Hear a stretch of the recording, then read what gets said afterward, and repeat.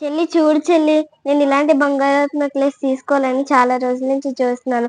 ఇంతకంటే పెద్దది పెట్టుకుంటే చాలా బాగుంటది కదా, కానీ అది ఎక్కడా దొరకట్లేదు. ఎంత ట్రై చేసినా అస్సలు అదే దొరకడం లేదు.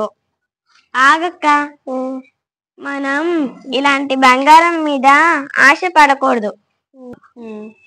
1870లోని జర్మనీకి సంబంధించిన జాకోబస్ అనే అతను హరిజోన్ అనే రాష్ట్రానికి తవ్వడాలు జరుగుతున్నాయి, అందుకు వెళ్తారు.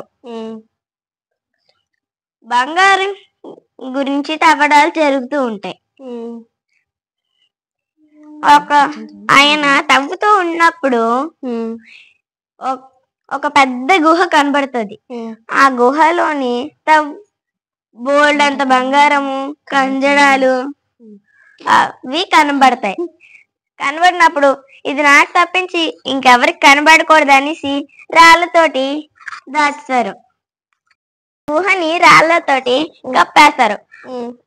ఆ గుహలో ఉన్న కొంచెం బంగారం తీసుకొని $2,50,000కి అమ్మేస్తారు.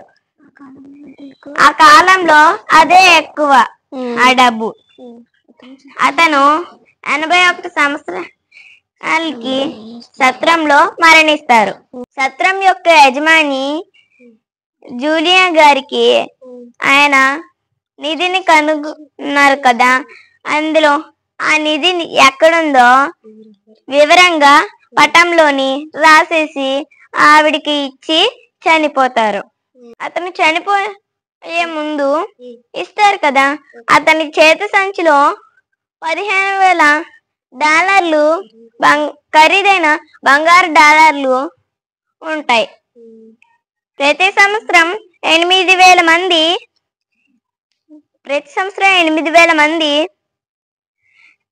దాన్ని ఆ బంగారం వెతకడానికి ప్రయత్నాలు చేస్తున్నారు. కొంతమంది ప్రాణాలు పోగొట్టుకుంటున్నారు.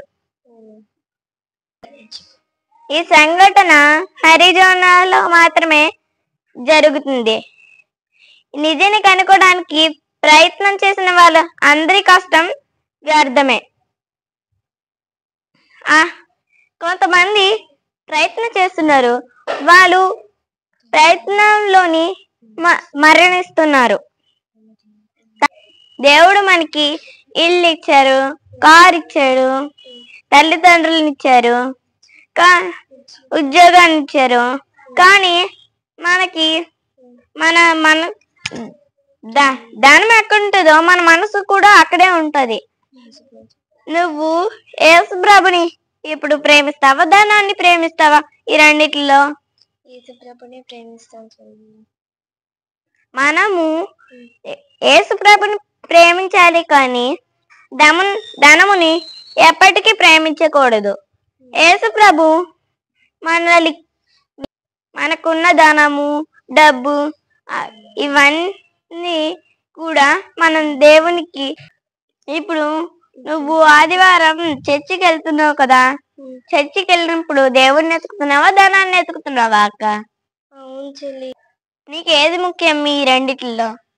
నేను చర్చికి వెళ్తున్నాను, కానీ ధనాన్ని గురించి ఆలోచించి ధనాన్నే వెతుకుతున్నాను చెల్లి. ఇప్పటి నుంచి నేను ధనాన్ని వదిలేస్తాను. డబ్బు, ధనము, బంగారము ఇవన్నీ శాశ్వతం కాదని నాకు చాలా చక్కగా అర్థమయ్యేటట్టు చెప్పావు. నీ శాసనములు నా హృదయ ఆనందకరములు, అవి నాకు నిత్య స్వాస్థ్యమని భావించుచున్నాను. 119వ కీర్తన 111వ వచనం.